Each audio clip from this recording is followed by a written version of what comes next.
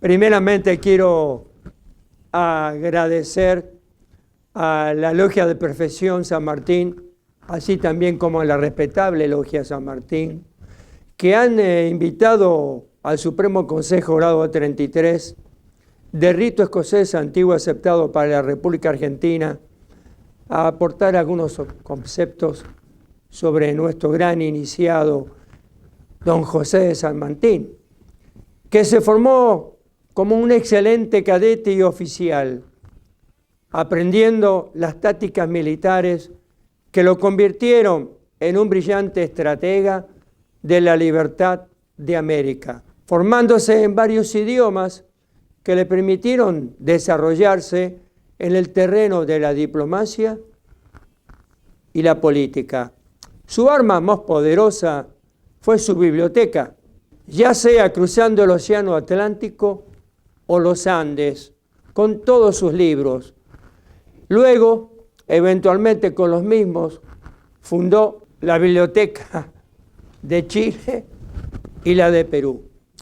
Su lucha contra el absolutismo fue encarada con espíritu de iniciado. Ese iniciado que no teme al fracaso ni a la derrota, que sabe que la verdad lo acompaña y la libertad lo espera. Don José de San Martín, a que llamamos el gran iniciado, es el ejemplo en acción del masón constructor. En nombre de los miembros del Supremo Consejo, les agradezco a todos ustedes y les deseo éxitos. La Logia Simbólica General José de San Martín, 384, y la Logia de Perfección General José de San Martín, número 53, bajo el auspicio de la Gran Logia de la Argentina de Libres y Aceptados Masones y el Supremo Consejo Grado 33 para la República Argentina, tienen el honor, una vez más, de rendir homenaje al General José de San Martín, nuestro gran iniciado, en un nuevo aniversario de su pase al Oriente Eterno y su ingreso a la inmortalidad. Y lo vamos a hacer a través de la presentación de un material audiovisual realizado por el querido hermano Andrés Reuter, bajo la coordinación general del venerable, ilustre y poderoso hermano Enrique Vitale y el querido hermano Lucas Rico, con la colaboración y la participación de todos los hermanos que componen el cuadro de ambas logias. Queremos agradecer a la Gran Logia de la Argentina de Libres y Aceptados Masones y al Supremo Consejo Grado 33 del Rito Escocés Antiguo y Aceptado para la República Argentina por todo el acompañamiento y el apoyo que nos brindaron en la realización de esta tarea. Y tener un especial reconocimiento y profundo agradecimiento a todos los disertantes que aceptaron formar parte de la misma. Muchas gracias.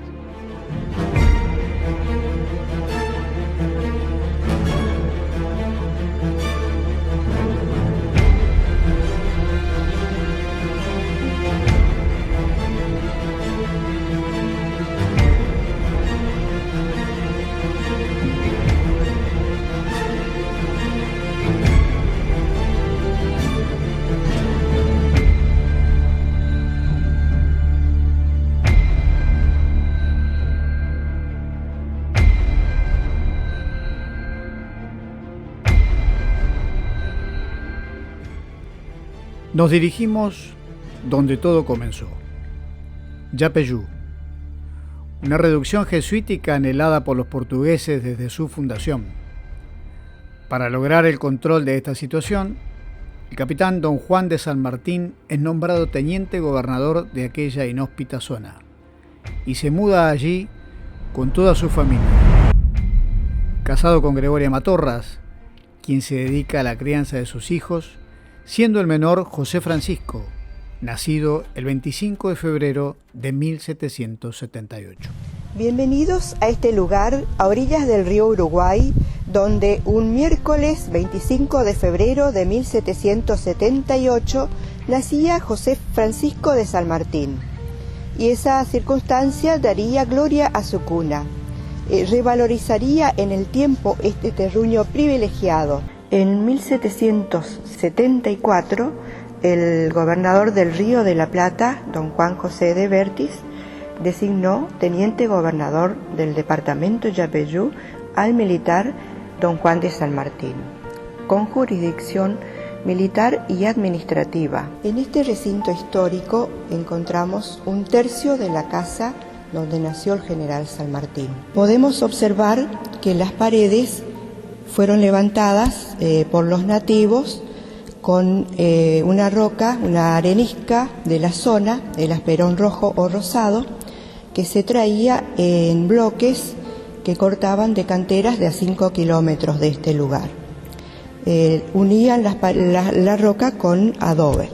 Y se puede observar también la altura del techo, y que era a 2 aguas con galerías de cada lado, de madera dura y cubiertas por tejas musleras, las tejas que se moldeaban en el muslo originalmente en el periodo jesuítico por los nativos. El gobernador de Corrientes, doctor Pujol, a raíz de sus visitas a la zona, proyectó restaurar Yapeyú como un homenaje al general San Martín, y se retiran las ruinas para nuevas construcciones, preservándose esta casa debido a que los nativos la apuntaban como la casa donde nació San Martín.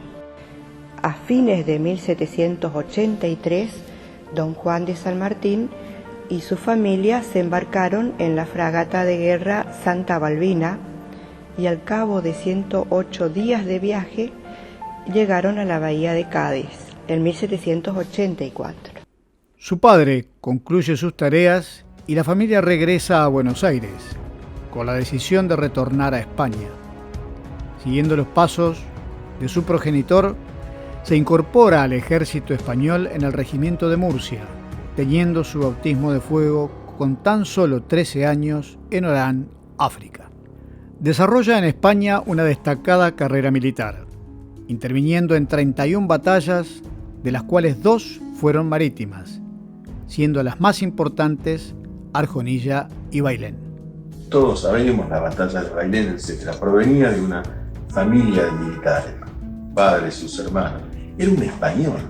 Él hace una brillante carrera militar en España y era un oficial sobresaliente del ejército español. Realmente San Martín vive la crisis de poder en la España virreinal que implicó la invasión española por parte de Napoleón, la caída, como sabemos, de Fernando VII, la sustitución de la corona española por José Bonaparte, que era el hermano de Napoleón. Hay un San Martín que está en el ejército, que es un oficial brillante, valeroso, condecorado, leal, y mientras San Martín combatía, se fueron incubando ideas de la Revolución Norteamericana y de la Constitución Norteamericana. Por supuesto, los libros militares, los técnicos, pero también lee a los ilustrados, lee la enciclopedia, no todos los tomos de la enciclopedia, pero conoce a Montesquieu, conoce a Diderot, conoce a Voltaire,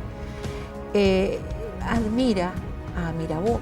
¿Qué sucedió en el alma, digamos, de ese hombre que gatilló una epopeya en esta tierra justamente para independizarse de España?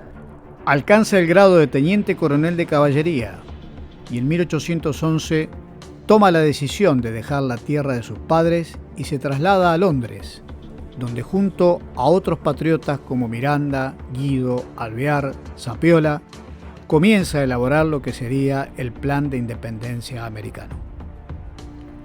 Embarcado en la fragata George Canning, llega al puerto de Buenos Aires el 9 de marzo de 1812.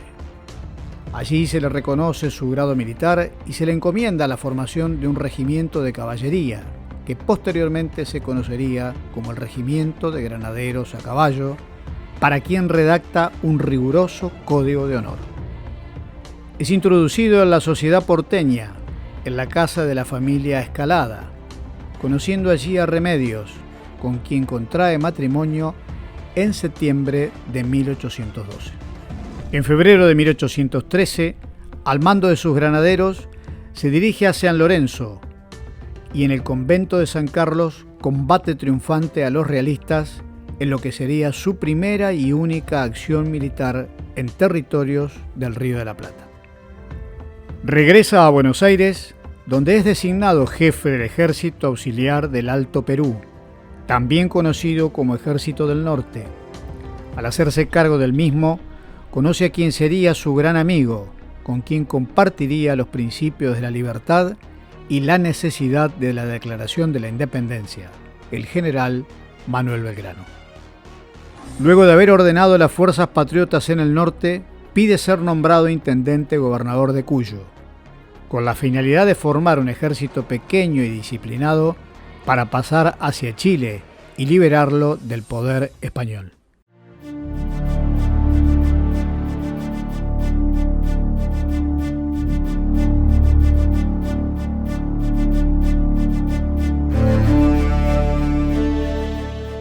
Luego de su encuentro en el norte con el general Belgrano, con el general Güemes, San Martín ha bajado a Córdoba después de renunciar al mando del Ejército del Norte y espera en Córdoba llamativamente la designación de gobernador intendente de Cuyo. A fines de agosto recibe, en la estadía en Córdoba, mientras está en su estancia de Saldán, recibe precisamente esta designación de gobernador e intendente de Cuyo y en un viaje realmente relámpago, en muy pocos días, llega a lo que era en ese momento la provincia de Cuyo, integrada por las actuales provincias de Mendoza, San Juan y San Luis. A los pocos días que San Martín ha llegado a Cuyo, en octubre, los primeros días de octubre, Chile cae nuevamente en manos realistas y el riesgo de invasión es latente. Pero al mismo tiempo va a desarrollar una gran tarea de orden público. El proceso de vacunación fue uno de los impulsores de la vacunación contra la viruela en Cuyo, mientras fue su gobernación. Mientras tanto, San Martín está ordenando las cuentas públicas y desarrollará también una gran tarea cultural y por supuesto después abocado a la formación del Ejército Libertador de los Andes. Para cruzar los Andes, para cruzar y ganar. El resultado completo se vive en ese momento, no hay segunda chance. Es una epopeya que no tiene, digamos, parangón. Nosotros no la valoramos todavía lo suficiente. Sobre todo cuando pensamos en el costo social y humano, 50.000 almas. Todo Cuyo tiene 50.000 personas. Y San Martín tiene que poner un ejército en pie con 5.000 soldados bien pertrechados. Hagan la cuenta, es casi el 10% de la población. Porque fue justamente el apoyo del pueblo de Cuyo, de Mendoza, de San Juan y de San Luis, el que con sus recursos, pero también con sus vidas, con sus hombres, con sus padres, con sus hijos, que formaron el Ejército de los Andes, quienes aportaron la sangre que se derramaría fundamentalmente en la Guerra de la Independencia. Prácticamente todas las familias cuyanas tienen a alguien en ese ejército, tienen un ser querido en ese ejército, cumpliendo, digamos, con la voluntad, ¿no es cierto?, de emancipar Chile. Es una guerra de emancipación, pero que tiene un substrato de guerra civil. Él nunca, ni Belgrano tampoco, y eso se nota mucho en la correspondencia. Ellos saben que entre realistas y patriotas hay, entre los realistas americanos, y entre los patriotas hay peninsulares europeos. Lo tienen muy claro. Y por lo tanto saben que las familias americanas, muchas de ellas, están divididas. Con las complejidades terribles que tuvo que afrontar. Nosotros conocemos la aventura asombrosa del cruce de los Andes. Estudiamos, ¿no?, las armas, la imposibilidad, cartas a Pueyrredón pidiendo por favor que le dé las armas que requería, etcétera. Cuando nadie creía en eso, insistió, se aventuró ahí desde Mendoza y cruzó los Andes enfermo. Para entender al hombre San Martín, que es un tipo que siempre estuvo muy enfermo, es decir, sufría horrores. Recordemos que además de haber sufrido úlceras duodenales y una cantidad de enfermedades, que hizo que tuviera que, evidentemente, acudir al opio con cierta frecuencia, sobre todo hacia el final de su vida. Desde Cuyo, San Martín incide fuertemente sobre los diputados que representan su región en el Congreso de Tucumán y los insta a declarar la independencia sin demoras. Sin duda Tucumán no hubiera sido posible sin la insistencia, el Congreso de Tucumán no se hubiera reunido sin la insistencia y el apoyo político que le dio San Martín, el apoyo político y militar que también le van a dar Belgrano y Güemes. El momento no era propicio para que las Provincias Unidas avanzaran a la declaración jurídica de la independencia. Militarmente, los ejércitos de la patria habían obtenido reveses y San Martín comenzará a bregar desde Cuyo, cuando ya lleguen los diputados a Tucumán, y especialmente en la voz de Tomás Godoy Cruz, del joven diputado Tomás Godoy Cruz, comenzará a bregar primero por la reunión del Congreso y después por la declaración de independencia. El 24 de mayo de 1816, San Martín escribe una extensa carta a Tomás Godoy Cruz y esas palabras son toda una argumentación de por qué San Martín cree que ya es momento de declarar la independencia. San Martín desde Cuyo entonces propiciará la declaración de independencia, esa declaración que necesita como el acto jurídico supremo para poder iniciar su gran campaña de liberación, para cruzar los Andes con un ejército libertador y no conquistador, apoyado en ese instrumento jurídico que fue la declaración de independencia de las Provincias Unidas de Sudamérica, porque el Congreso de Tucumán, a instancia de nuestros padres fundadores, Belgrano y San Martín, declaró la independencia de las provincias de Sudamérica, no solo de las Provincias Unidas del Río de la Plata.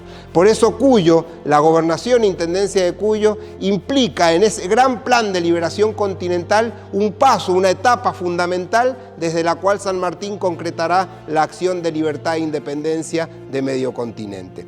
Por eso recordamos, y en esta histórica casa, en este museo de sitio tan especial que cuenta hoy Mendoza, en donde estuvo la casa que San Martín habitó como gobernador intendente de Cuyo, la casa donde nació su hija y la casa donde compartió esos años con su familia, recordamos en este lugar histórico a José de San Martín, gobernador intendente. En enero de 1817 inicia una gran epopeya, cruzando la cordillera de los Andes por 6 pasos distintos en 21 días.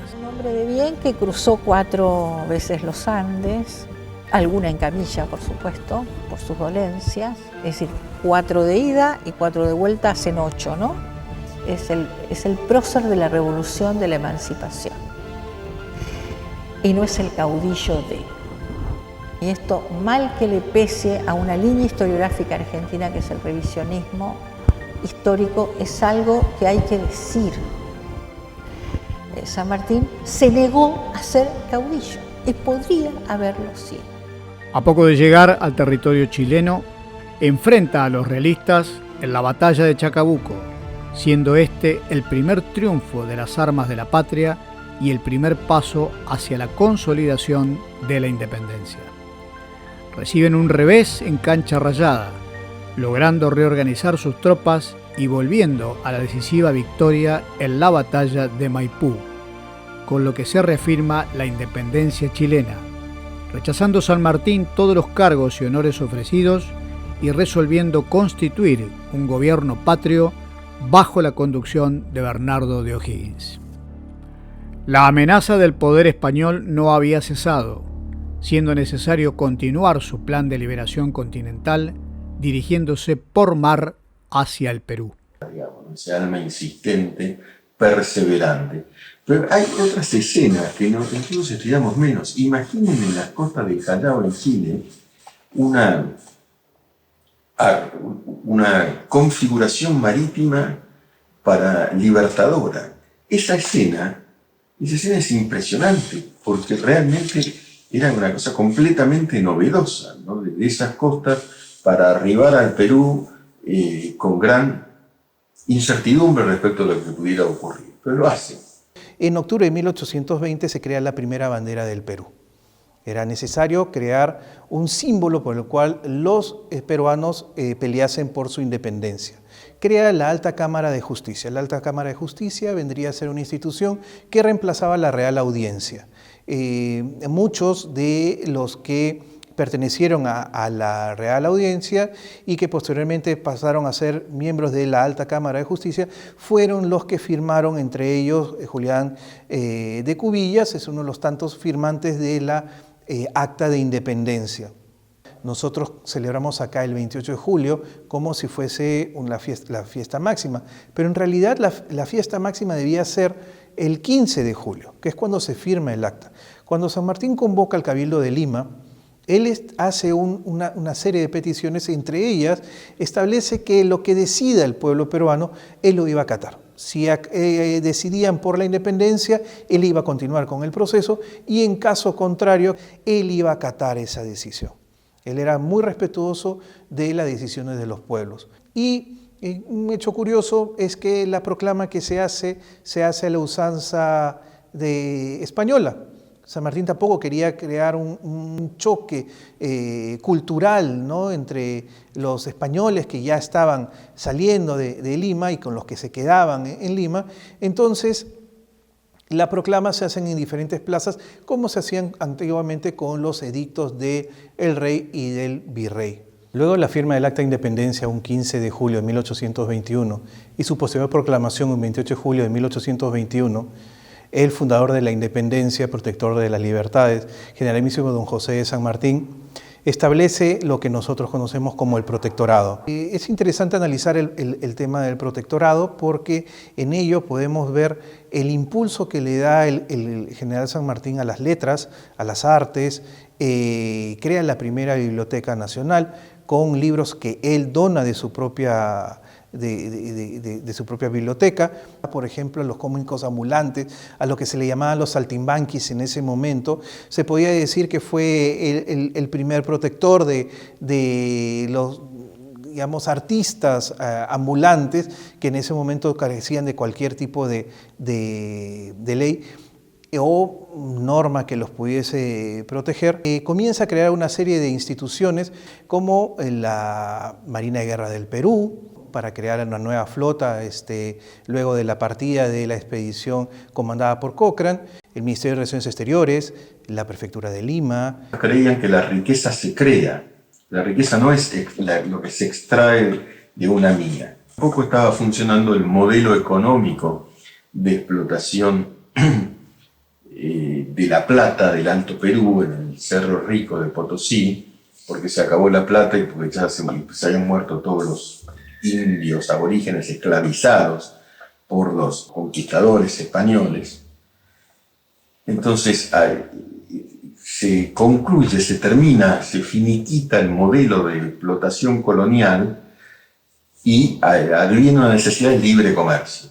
Y ahí San Martín coincide con Mariano Moreno, que pensaba lo mismo, y con Belgrano. Durante ese periodo, San Martín también creó el primer banco de emisión. Se crearon los primeros, increíblemente eran unos pequeños billetes de 2 pesos, que eran los que habían en esa época y que estaban impresos en unos abecedarios, que lamentablemente no existía papel moneda, así que lo primero que encontraron en la imprenta eran unas hojas que tenían el abecedario y sobre el anverso de esas impresiones que crearon los primeros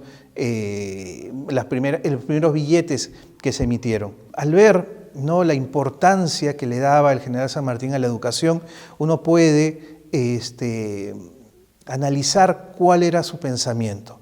Él en todo momento ha establecido que para que una persona pueda ser libre, esta tiene que ser una persona que se instruya, que se culturice. Solamente la educación va a poder hacer hombres libres. Si no hubiese sido por lo que construyó durante ese periodo del protectorado y todo lo que le dio al Perú, de repente no estaríamos en este momento hablando y celebrando un bicentenario de la independencia. En 1822, entre el 26 y el 27 de julio, San Martín se entrevista con el general Simón Bolívar en Guayaquil. De dicha entrevista se conoce muy poco, salvo lo escrito por los diferentes decanes que estuvieron presentes, pero en realidad no hay ningún registro propiamente dicho de lo que fue la reunión. Lamentablemente la reunión en Guayaquil no generó ninguna satisfacción para el general San Martín. Renuncia, podría haber sido todopoderoso. Era partidario más bien de una monarquía y eso hoy parece extraño, pero en ese momento, en el Alto Perú, sobre todo una monarquía de orden parlamentario podría haber funcionado.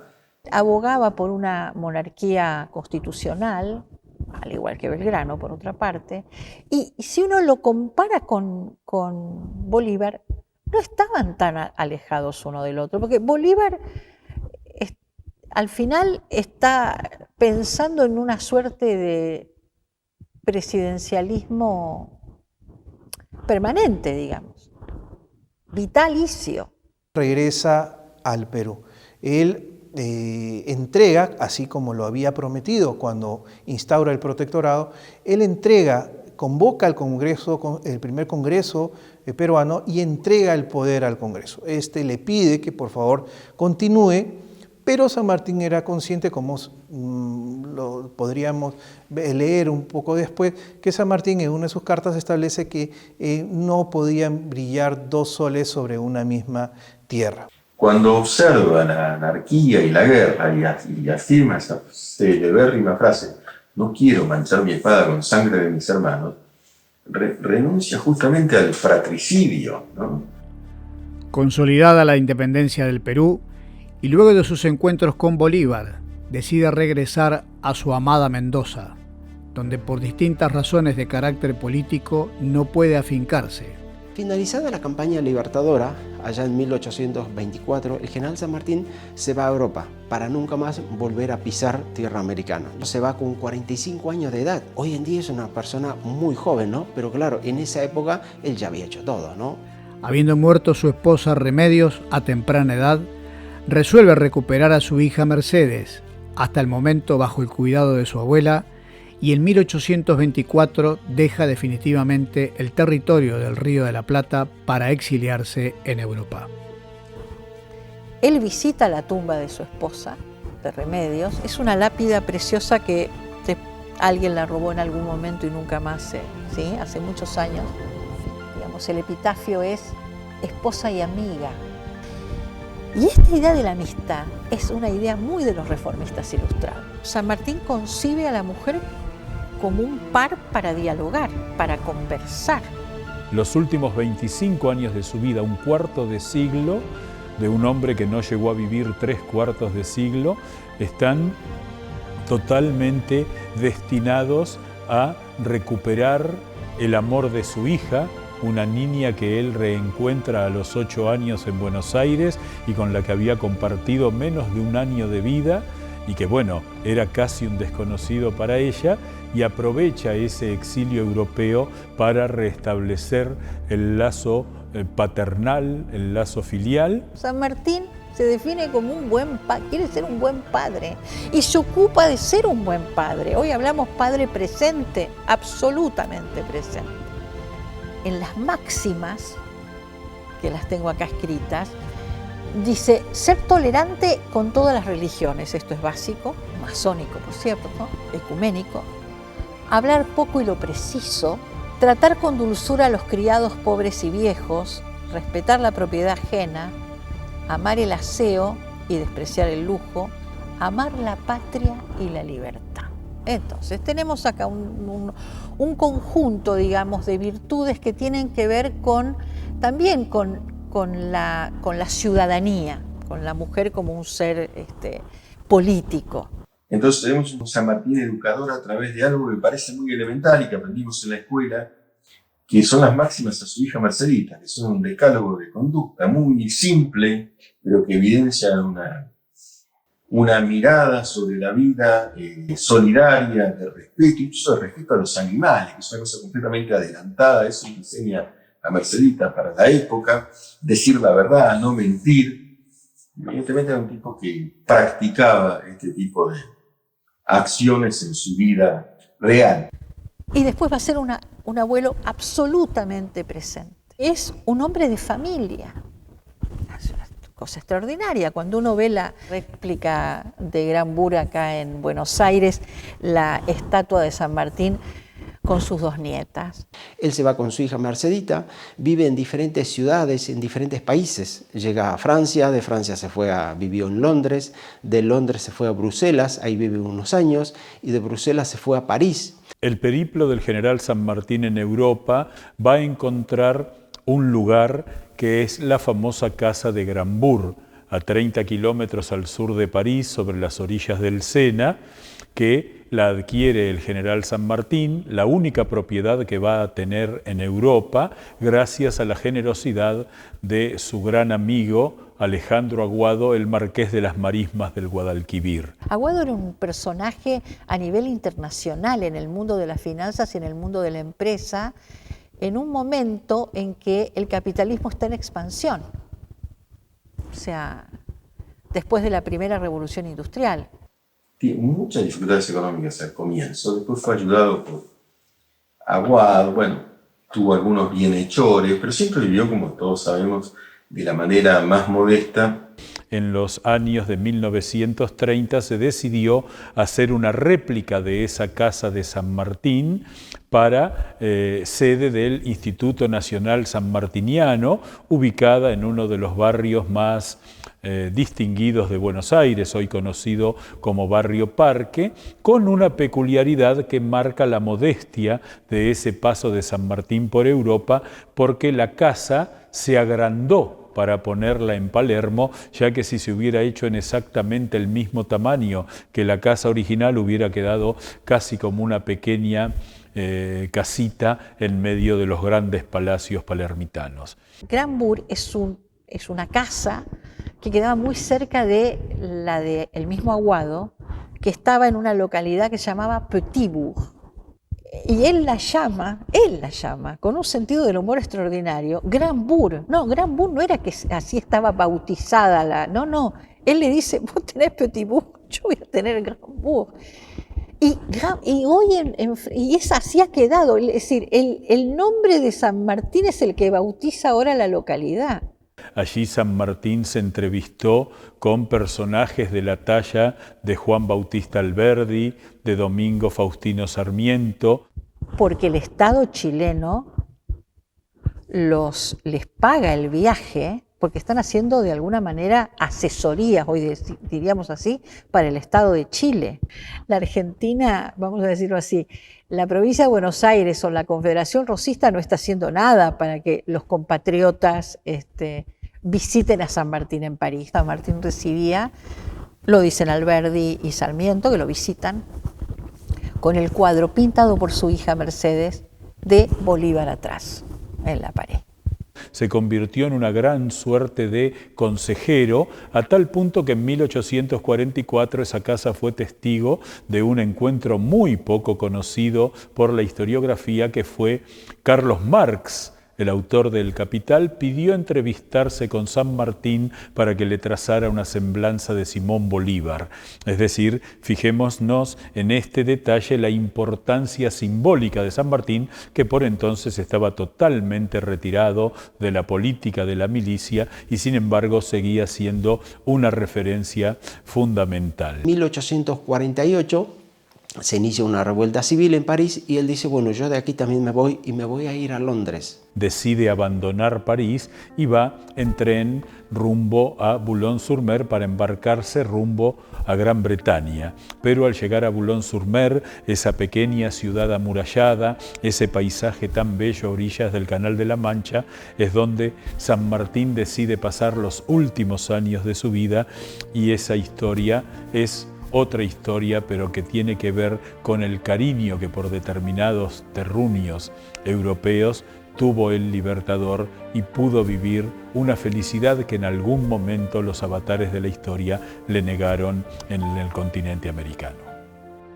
En 1848 llega al que sería su último destino, Boulogne-sur-Mer. Llega con su familia, con su hija, su hija Mercedita, o Mercedes, el esposo de Mercedes, el señor Mariano Balcarce, y las dos nietas del general San Martín. Cuando nosotros hacemos referencia a la casa del general San Martín en Francia, se nos viene a la imagen la otra casa, la casa en Gran Bourg. Esta casa la conocemos muy poco nosotros, los argentinos, ¿no? Este es el piso que el general San Martín alquiló, y aquí vivió, y en este piso es donde falleció. Vivía él, tenía su habitación, Mercedita tenía su habitación y las hijas de Mercedita, o sea, sus nietas, también tenían su habitación. En el fondo hay un jardín y, bueno, hoy en día una un patio de honor, que hay muchas placas, bueno, inclusive hasta el día de hoy se siguen colocando, ¿no? La habitación del general San Martín, dicho por muchas personas que fueron a la casa, todos los visitantes, ¿no? Tanto extranjeros como argentinos, qué simple es la habitación, qué simple es la habitación. Teniendo en cuenta que ahí vivió nada menos que nuestro libertador, ¿no? El libertador de América, ¿no? Para mí haber estado esos 2 años ahí fue realmente un placer y bueno, una gran responsabilidad también haber cuidado esa casa, ¿no? Allí transita sus 2 últimos años y fallece el 17 de agosto de 1850 a las 15 horas. En 1880 se da cumplimiento a su pedido de que su corazón descanse en el de Buenos Aires, no recibiendo pompas ni honores según su deseo, y sus restos son trasladados a su tierra natal. Desde entonces se encuentran en el mausoleo de la Catedral Metropolitana. Así transcurrió la extraordinaria vida de un hombre al que hoy descubrimos detrás de un mito, y fue el alma de una epopeya. Ante todo, quiero agradecer muy especialmente en nombre de la Gran Logia de la Argentina de Libres y Aceptados Masones, la encomiable labor que hicieron tanto la Logia San Martín como la Logia de Perfección San Martín. Estas 2 logias que rinden un postrero homenaje a quien es, como denominamos, nuestro gran iniciado.